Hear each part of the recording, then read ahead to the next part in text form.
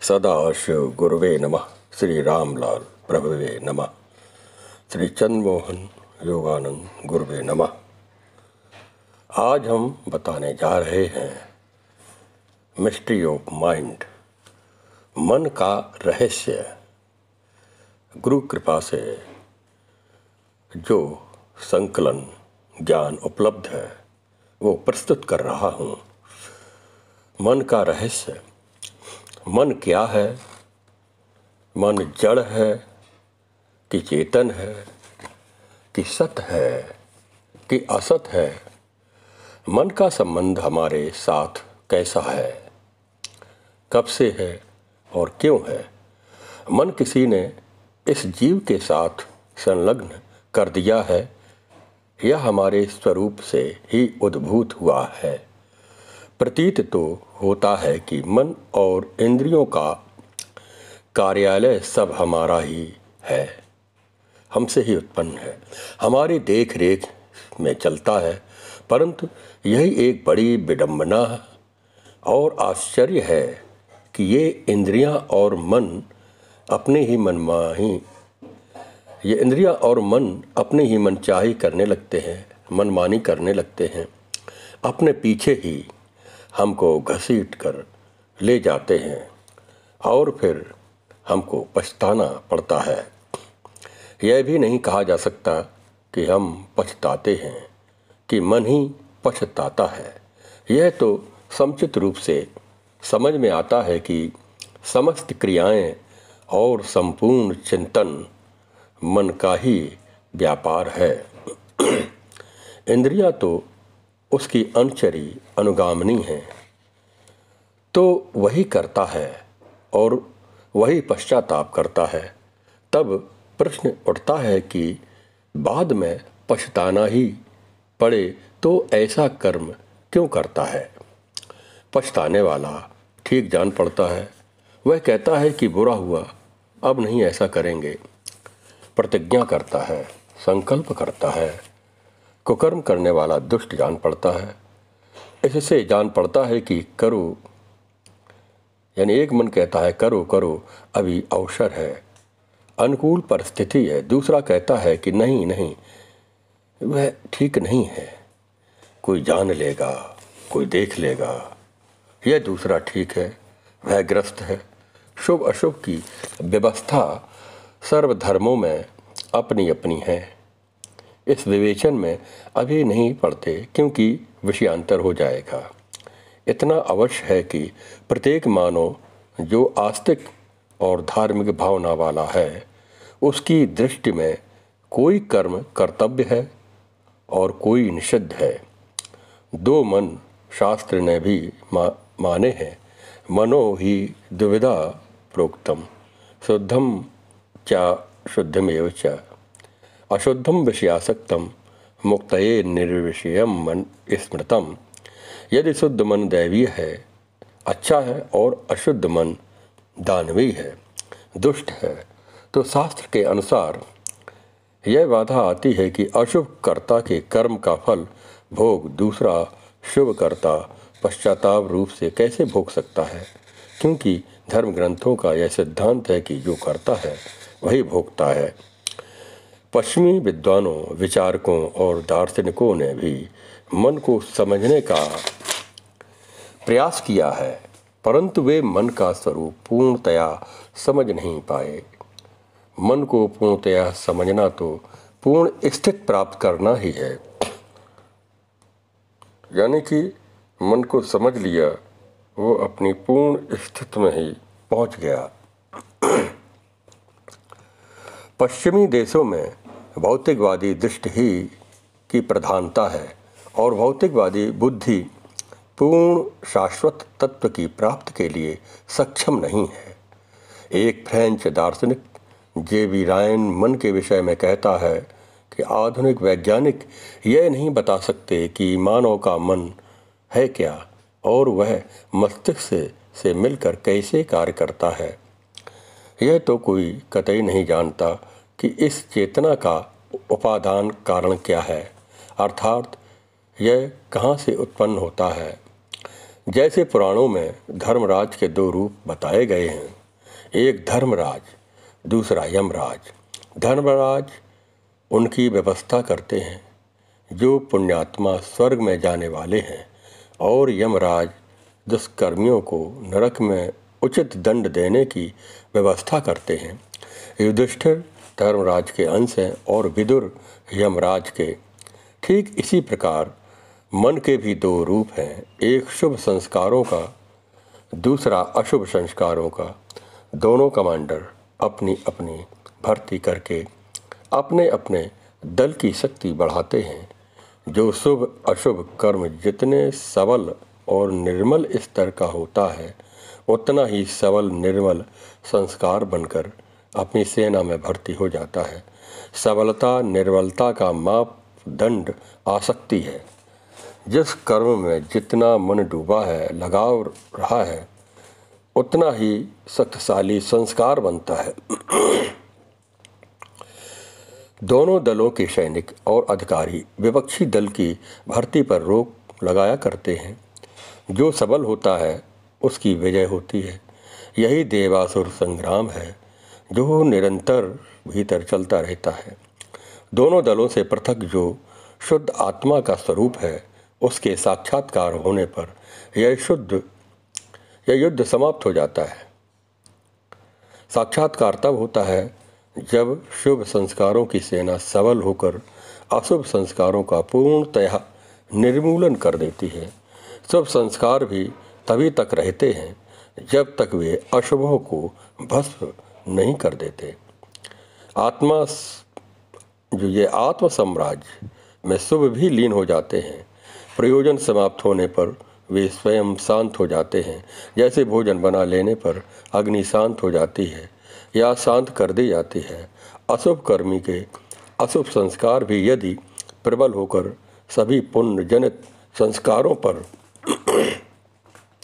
विजय प्राप्त कर लेते हैं, यानी पुण्य जनित संस्कारों पर विजय प्राप्त कर लेते हैं, तो जीव स्थावर योनियों में चला जाता है। शुभ के उत्थान से परम तत्व की ओर जाता है। अब बताने जा रहे हैं मन का स्वरूप और उसका निग्रह। यानी हमने अभी विवेचन किया है, समझा कि मन कुछ नहीं, केवल संस्कारों का समूह है। Mind is nothing but bundle of past impressions. सर्वधर्म ग्रंथों में मन को बस में करने के, मन को जीतने का बहुत बल दिया है, परंतु यह भी कहा है कि इसको बस में करना अत्यंत कठिन है। चाहे कोई मुष्टिका मार के पर्वत को चूर्ण कर दे, परंतु मन को रोकना उससे भी अधिक दुष्कर है। चाहे कोई नग्न शरीर एक तप्त शिला पर लेटने में समर्थ हो जाए, पर मन को रोकना उससे भी कठिन है। चाहे कोई गले हुए तप्त शीशे को भी पी ले, परंतु मन को रोकना उससे भी अधिक कठिन है। धर्म ग्रंथों के इन वचनों से नैराश्य और उत्साहहीनता हो सकती है, परंतु साथ साथ यह भी कहा जाता है कि मन को रोकना इतना सहज है कि एक पुष्प तोड़ने में कुछ श्रम हो सकता है और किंचित समय लग सकता है, किंतु मन को रोकने में इतने भी श्रम और समय की अपेक्षा नहीं। अरे पलक गिराने में भी कुछ समय लग सकता है, परंतु मन को रोकने में उतना भी समय नहीं लगता। इन दोनों प्रकारों के वचनों की संगत कैसे बैठ सकती है?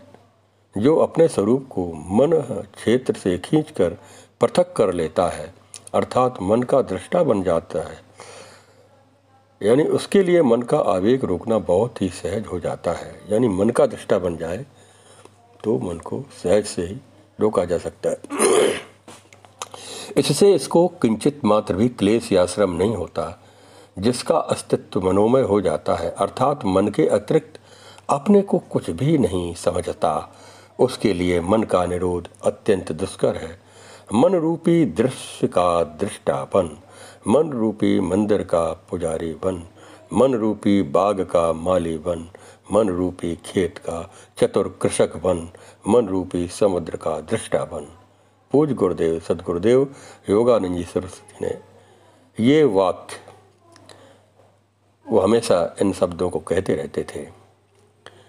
एक French philosopher in his book the reach of mind में लिखा है, modern scientist can not explain what the human mind really is and how it works with the brain.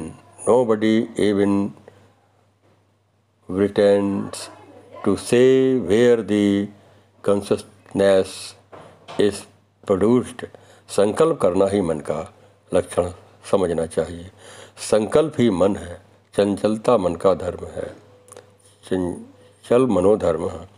Chanchal हीनम चित्तम क्वचिदपि न दृश्यते, यानी चंचल अथवा मन को पृथक नहीं किया जा सकता है, चंचल भी मन को नहीं देखा जा सकता। धर्म के नष्ट होने पर धर्मी और धर्म दोनों नष्ट हो जाते हैं।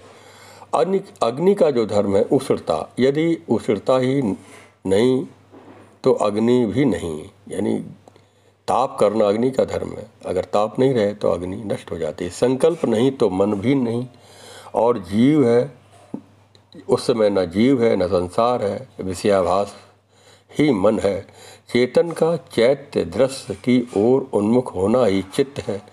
जैसे सूखा तिनका अग्नि के स्पर्श से भस्म हो जाता है, ऐसे ही चित्त मन चेतन की ओर उन्मुख होते ही नाश को प्राप्त हो जाता है।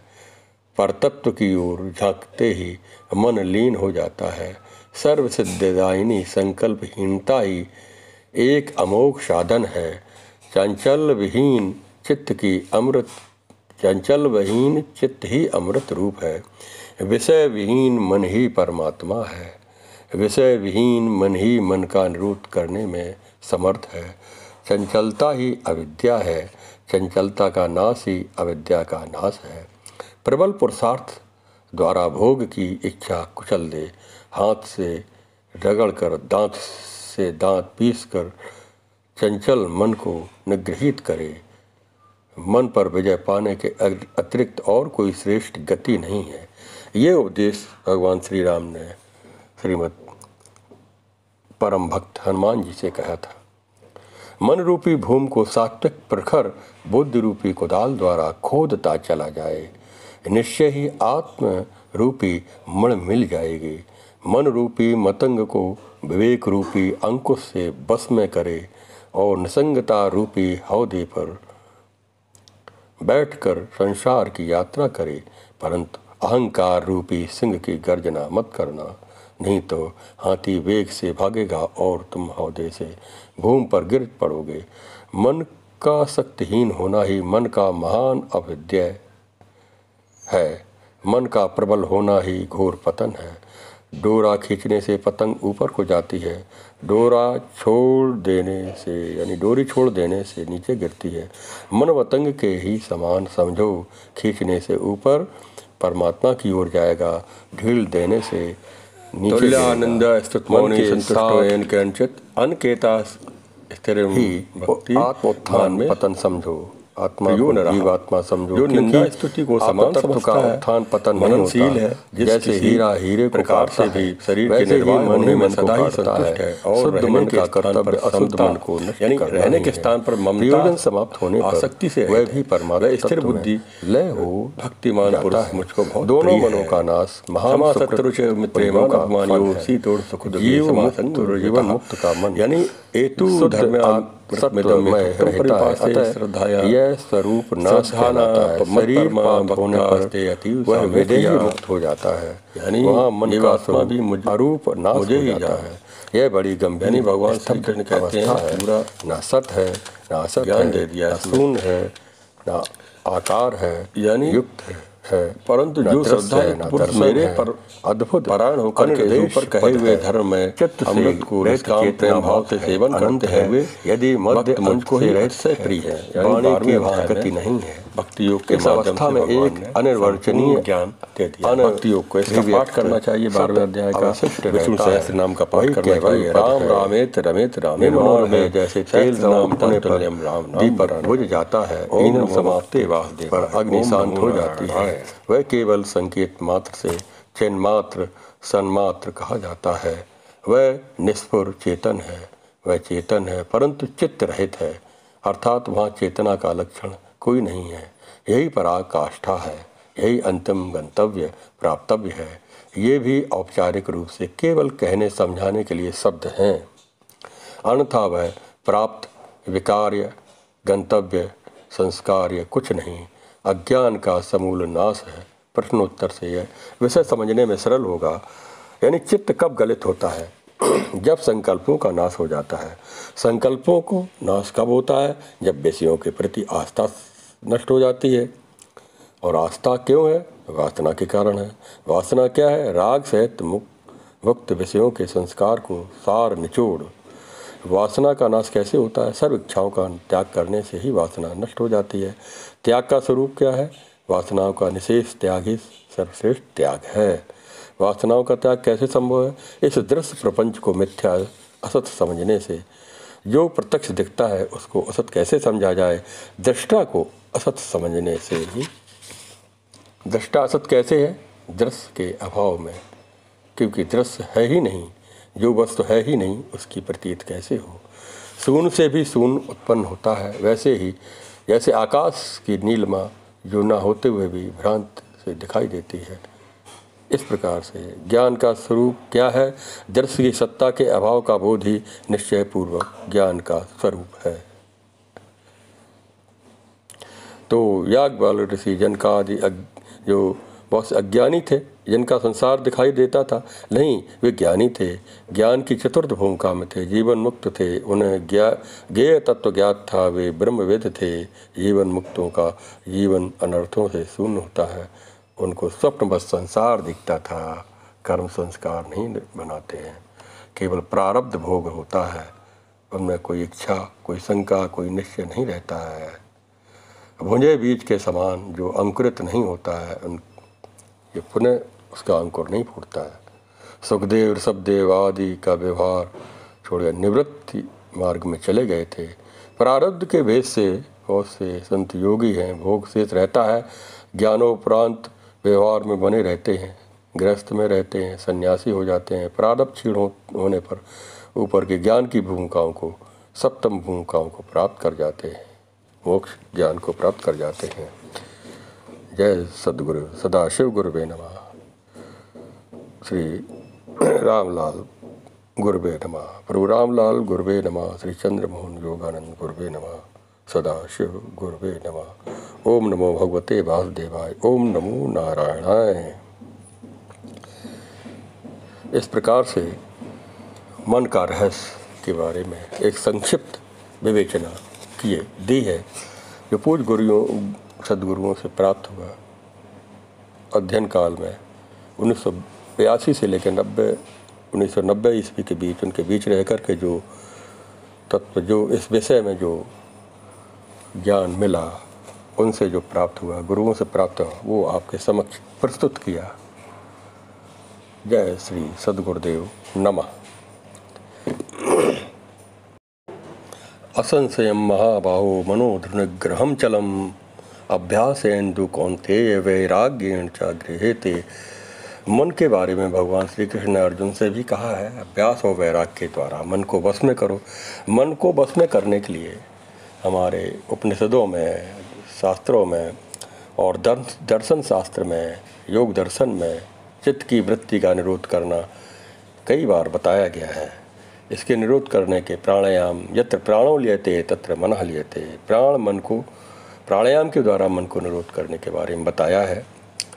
इस प्रकार से एक कुछ पंक्तियाँ लिखी हैं, जो मन तो है मन माना करता है, तू क्यों मन की मन का करता है। विचारों का समूह जब बनता है, संकल्प विकल्प है, मन करता है। चित्त झांकता मन दर्पण में, वृत्ति उभरती ब्रह्मों में, धुंधली दृष्टि लिए जग भूला, रोता मूर्ख तू सपनों में। इस प्रकार से मन के बारे में बहुत से कवियों लेखकों ने बताया है। जो हमने जो एक रचना लिखी थी इसके बारे में है, ये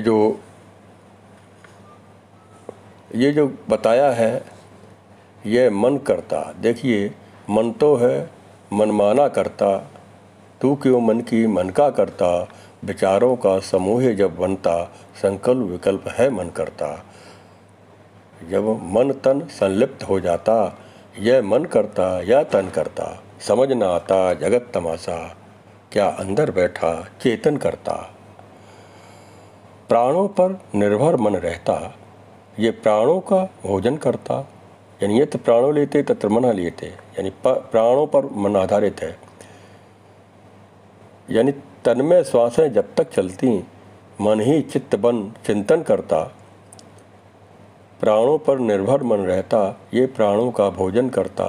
तन में श्वासें जब तक चलती, मन ही चित्त बन चिंतन करता। तन की श्वासें जब रुक जाती, तब मन विचार कुछ ना करता। मन बुद्धि बन निश्चय करता, अहंकार बन करता बनता। मन बुद्धि और चित्त और अहंकार के बारे में बताया है। मन बुद्धि बन निश्चय करता, अहंकार बन करता बनता। कर्मेंद्रिय ज्ञानेंद्रिय सब करती, क्यों जीव कर्म का भोक्ता बनता। मन में विचार हरदम चलता, मन का बस में रहना मुश्किल। सांसों को बस में जो करता, मन की धारा को तुम मोड़ो। मंत्र है मन का त्राण करता, श्वासों को बस में जो करता। दृष्टा बन कर स्थिर मन करता, मन जीता जग जीत हुआ वह, जो नर मन को बस में करता। ओम नमो भगवते वासुदेवाय, ओम नमो नारायणाय, क्लेशनाय गोविंदाय, गोपीजन वल्लभाय। प्राणायाम के द्वारा मन को बस में करो, अजपा गायत्री जप करो, मंत्र को करोड़ों तक जप कर जाए, नाम सुमरन कर जाए तो मन का त्राण स्वतः हो जाता है। हमारे मन में संकल्प शून्यता आने लगती है। यही एक सहज उपाय है। जय श्री सद्गुरुदेव नमः। ओम नमो भगवते वासुदेवाय, ओम नमो नारायणाय।